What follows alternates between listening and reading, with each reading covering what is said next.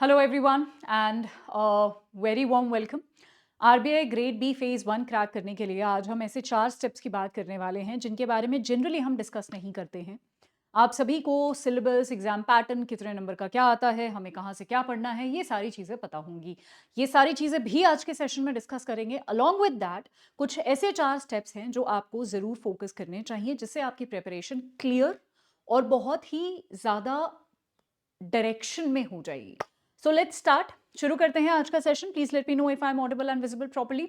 शुरू करने से पहले एक छोटी सी इन्फॉर्मेशन, अगर आपने अब तक अड्डा 247 का ऐप नहीं डाउनलोड किया है तो आप यहाँ पर स्कैन करके ऐप डाउनलोड कर सकते हैं और ये हमारे यूट्यूब चैनल का स्कैनर है।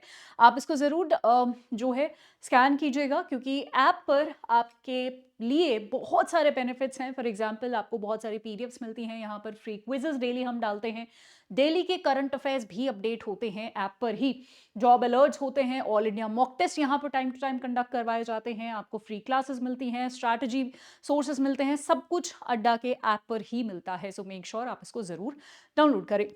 चलिए अब शुरू करते हैं। स्टेप नंबर 1, 4 स्टेप्स की बात करेंगे। स्टेप नंबर 1, और हर एक स्टेप की इंपॉर्टेंस मैं बताऊंगी। ये चारों स्टेप्स आपने आई एम श्योर कभी ना कभी सुने होंगे, लेकिन इंपॉर्टेंस इज इंपॉर्टेंट। ऑलराइट, सबसे पहला है previous year question paper. I know आपको पता है, लेकिन आपको ये नहीं पता है कि ये कितना इंपॉर्टेंट है।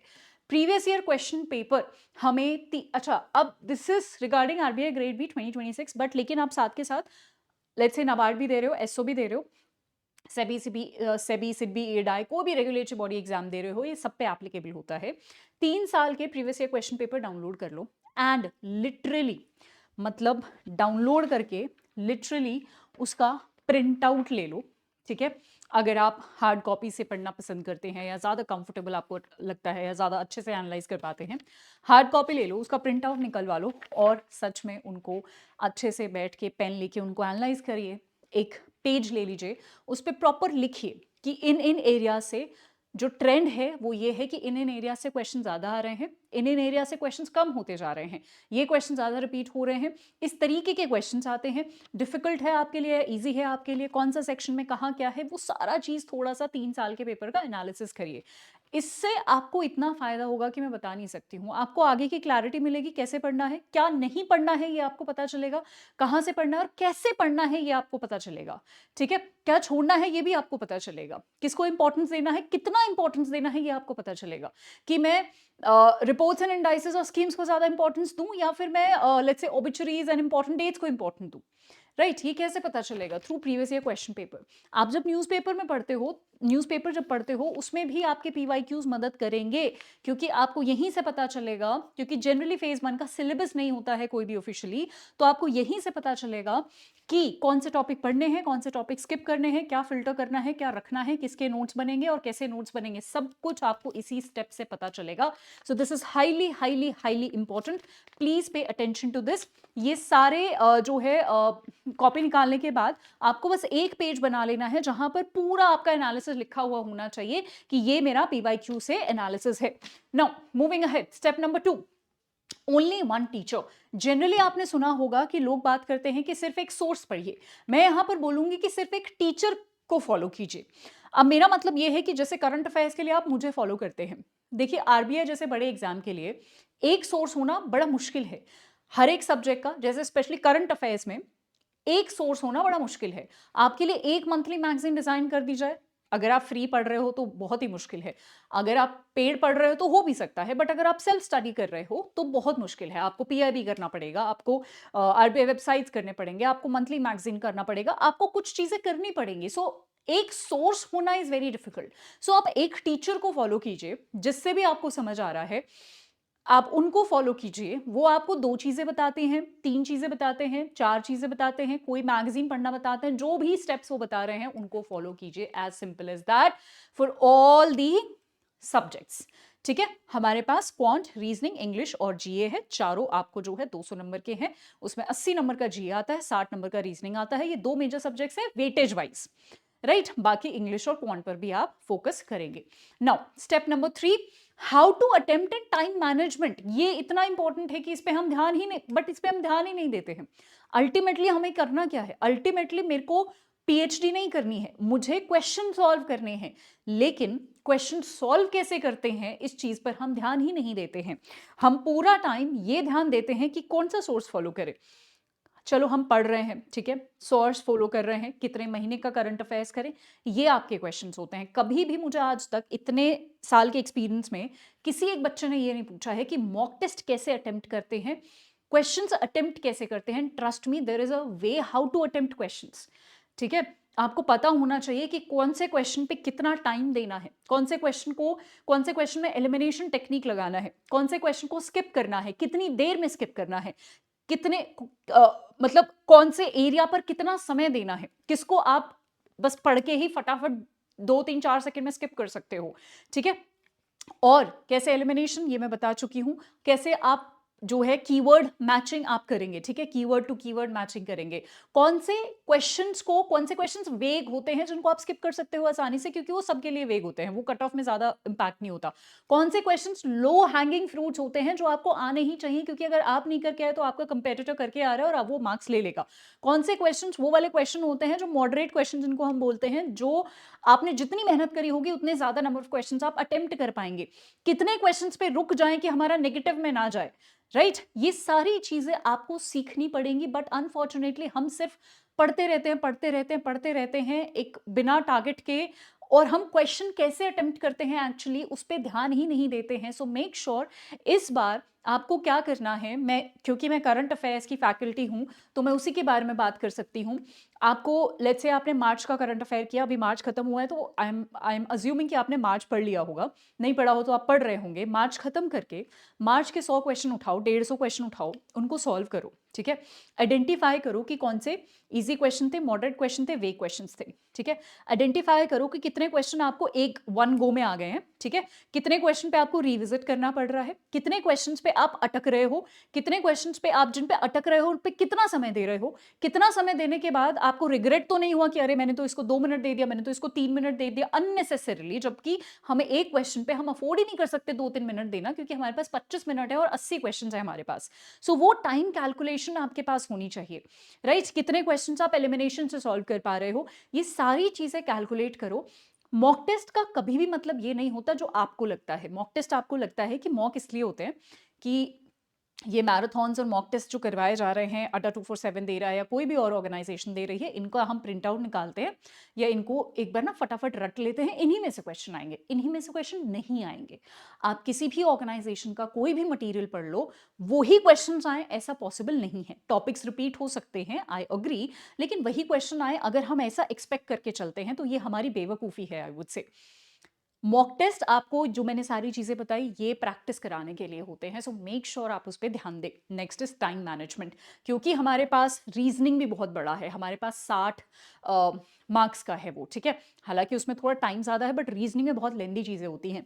फिर जीए, वो तो है ही, मतलब अल्टीमेट फाइट होगी उसमें आपकी, क्योंकि 80 क्वेश्चन है, 25 नंबर है, 80 मार्क्स हैं और 25 मिनट हैं, तो वो तो रियल फाइट आपकी होने वाली है। ये सिर्फ प्रैक्टिस से आएगा। जल्दी जल्दी पढ़ना शुरू करो चीज़ों को, न्यूज़पेपर रीडिंग करो, उसमें जल्दी जल्दी जल्दी पढ़ना शुरू करो, अपनी स्पीड बढ़ाओ। आप नॉर्मली भी अगर जल्दी जल्दी जल्दी रीड करना कोशिश करेंगे, उसको प्रैक्टिस करेंगे, तो एग्जाम में भी आप उसको जल्दी पढ़ पाएंगे। न्यूज़पेपर इतना अच्छा तरीका है कि न्यूज़पेपर में आप अपनी रीडिंग स्पीड भी इंप्रूव कर सकते हैं, रीडिंग के साथ साथ कॉम्प्रिहेंशन पावर भी आप अपनी इंप्रूव कर सकते हैं, क्योंकि अल्टीमेटली हमें एग्जाम में सिर्फ रीड थोड़ा ना करना है। मैं जो रीड कर रही हूँ मुझे उसका मतलब भी तो समझना है, इन शॉर्ट मेरे को उसको कॉम्प्रिहेंड भी तो करना है। So comprehension plus reading speed will come from newspaper your reading. Make sure इस चीज की आदत डालें, और जब आप मॉक टेस्ट लगा रहे हैं तो टाइमर सेट करके मॉक टेस्ट लगाइएगा। बिना टाइमर के आराम से मजे से घूम घूम के सोफे पे बैठ के खाना खाते खाते आप मॉक टेस्ट कर रहे हो, ये गलती मत करना। देयर इज नो लाइक फायदा ऑफ दिस, ठीक है, there is no benefit of this. All right, so time management and how to attempt mock. Please pay attention to this. बहुत सारा मैंने पढ़ लिया, इसका मतलब मेरे ज्यादा मार्क्स आएंगे ही आएंगे, ये बिल्कुल गलत लॉजिक है।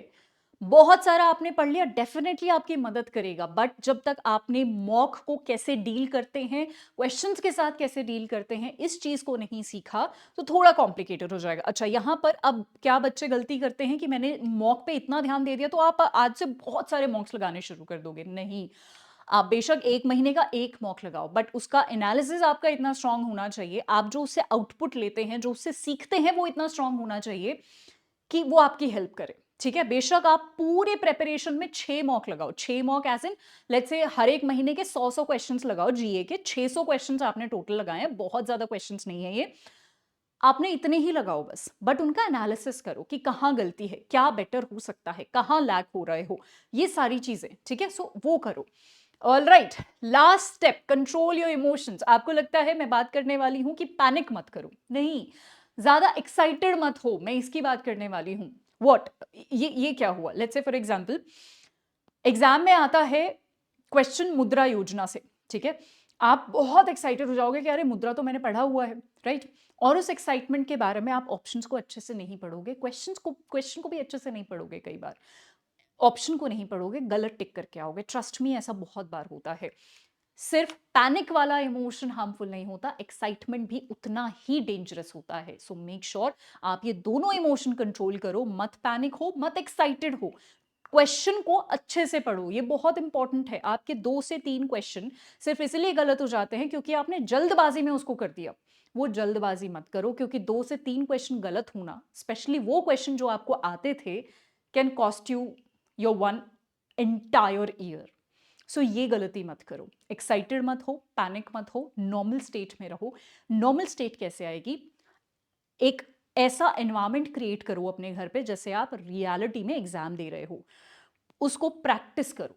ठीक है, राइट, ये चीज आप करो। आजकल तो बहुत सारे, अगर आप ऐसे एरिया में रहते हैं जहां पर मॉक टेस्ट ऑफलाइन कंडक्ट करवाए जाते हैं, आप उनको ज्वाइन कर सकते हो, या फिर बहुत सारी आजकल लाइब्रेरीज भी खुली हुई हैं। ठीक है, तो आप अपने घर की जगह ऐसी जगह पर जाइए जो आपको थोड़ा अनकंफर्टेबल फील करवाए, थोड़ा डिफरेंट फील कराए, क्योंकि अल्टीमेटली आप एग्जामिनेशन हॉल में भी अलग जगह पे जाओगे।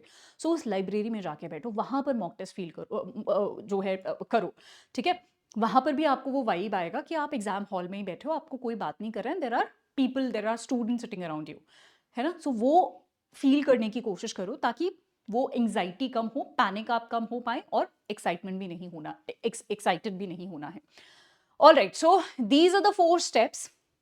बाकी टू स्टार्ट विथ मेरे को यही बोलना है कि पिछले साल का नोटिफिकेशन डाउनलोड करो, वहां से अपना एग्जाम पैटर्न और सिलेबस देखो, और एक एक सोर्स ढूंढो हर एक का, और वहां से पढ़ना शुरू कर दीजिए। ठीक है, आप अपने अपने रिस्पेक्टेड फैकल्टी से भी कनेक्ट कर सकते हैं, मैं अभी बता देती हूँ कौन से फैकल्टी किस चीज़ के लिए हैं अगर आप नए हैं इस फील्ड में तो। ठीक है, सो ये 4 स्टेप्स आप करेंगे तो बहुत आपको हेल्पफुल होने वाला है। So that is it for today. लेकिन जाते जाते मैं आपको बताना चाहती हूँ कि अगर आप अड्डा 247 से जुड़ना चाहते हैं, और अगर if you are looking for some course for RBI का कोर्स, तो मैं आपको वो दिखाना चाहती हूँ। अड्डा 247 के ऐप पर जाइएगा आप, वो प्ले स्टोर से जाके आप डाउनलोड कर लीजिएगा, प्ले स्टोर या, ठीक है, एंड उसके बाद आपको रेगुलेटरी बॉडीज़ पे जाना है। ठीक है, अपना एग्जाम सेलेक्ट करना है इस रेगुलेटरी बॉडीज़। आपको यहाँ पर 2 ऑप्शन दिखेंगे, आरबीआई और एक बैंक महापैक प्लस। अगर आपको सिर्फ आरबीआई लेना है, सिर्फ एक बैच लेना है, मतलब एक एग्जाम की तैयारी कर रहे हो, तो आप आरबीआई ग्रेड बी पे भी जा सकते हो। This is our batch, P2I mastermind batch. ठीक है, यहाँ पर आपको ये रिस्पेक्टेड फैकल्टीज़ हैं जो पढ़ा रहे हैं। मैं आपको जीए पढ़ाऊंगी, रितिका मैम आपको ईएसआई पढ़ाते हैं, पार्थ सर आपको इंग्लिश पढ़ाते हैं, वीर सर आपको एफएम पढ़ाते हैं, नीलम मैम आपको रीजनिंग पढ़ाती हैं, और राहुल सर आपको क्वांट्स पढ़ाते हैं। यानी फेज 1 और फेज 2 दोनों की इंटीग्रेटेड प्रेपरेशन यहाँ पर होगी अलॉन्ग विद इंटरव्यू, राइट। अच्छा, इसमें कब कब क्या क्या क्लासेस होने वाली हैं वो आपको यहाँ से दिख जाएगा। जब आप स्टडी प्लान पे क्लिक करेंगे तो आपको यहाँ पर सारे टीचर्स का प्लान दिख जाएगा, कौन टीचर कितने बजे कौन सी क्लास और कौन सा टॉपिक पढ़ाने वाला है, सब कुछ यहाँ पर हम लोग फिल करके डालते हैं, राइट। चलिए, बाय नाउ करने का प्रोसेस सिंपल। सो बाय करने का प्रोसेस सिंपल है, आपको बाय नाउ पे क्लिक करना है, एक कोड यूज करना है विच इज Y674, अप्लाई पे क्लिक करना है और हमें मैक्सिमम डिस्काउंट मिल जाएगा। तो आज के लिए इतना ही। Thank you so much everyone. I hope आपको काफ़ी क्लैरिटी मिली होगी। कुछ नॉट सो कन्वेंशनल चीज़ें हमने आज के सेशन में डिस्कस करी हैं, और जैसा कि मैंने बोला, to understand, if you are new and you want to understand the exam pattern, the syllabus and everything, तो always read it from the official notification जो आपको normally गूगल करके मिल जाएगा कि आरबीआई 2025 नोटिफिकेशन वो आपको मिल जाएगा, वहाँ पर आप एक बार गो थ्रू करिए, अपना अपना एक सोर्स ढूंढिए और पढ़ाई शुरू कर दीजिए। अभी ये समय है थोड़ा सा फेज़ 2 की भी तैयारी करने का, ठीक है? तो फेज़ 2 की तैयारी पे फोकस कीजिएगा। हालांकि मैंने फेज़ 1 के बारे में बताया है, but this is the time जहां आपको फेज़ 2 की तैयारी करनी है। पैरेलली जैसे जैसे टाइम मिलता है आप फेज़ 1 का भी थोड़ा थोड़ा पढ़ते रह सकते हैं। डिपेंड करेगा वो आपका कौन सा सब्जेक्ट वीक है, कौन सा सब्जेक्ट, लेट्स से अगर मैं आपकी जगह होती तो मेरा मैथ्स वीक है, तो मुझे पता है कि मैं मैथ्स ना 2 महीने में नहीं कर पाऊंगी, तो मेरे को ना अभी से मैथ्स या क्वांट्स जो है शुरू करना पड़ेगा। तो मैं फेज़ 1 करती, सॉरी फेज़ 2 करती, उसके साथ-साथ शाम को थोड़ा सा समय निकाल के 1 घंटा 2 घंटा व्हाटएवर मैं थोड़ा मैथ्स भी प्रैक्टिस करती। ऐसे ही आप अपने वीक एरियाज़ आइडेंटिफाई करें और स्पेशली जो आपके वीक एरियाज़ हैं, वो पैरेलली आप करते रहें, ठीक है? थोड़े टाइम बाद करंट अफेयर्स भी आपको पैरेलली करने हैं, क्योंकि करंट अफेयर्स तो एक ऐसी चीज़ है जो कि सिर्फ जीए में नहीं, आपके एफएम, फाइनेंस और ईएसआई वगैरह में भी काम आने वाले हैं। तो करंट तो ओवरऑल हमारा चलेगा ही थ्रू आउट द साइकिल, ठीक है? Alright, thank you so much everyone, bye bye, take care and have a wonderful time ahead.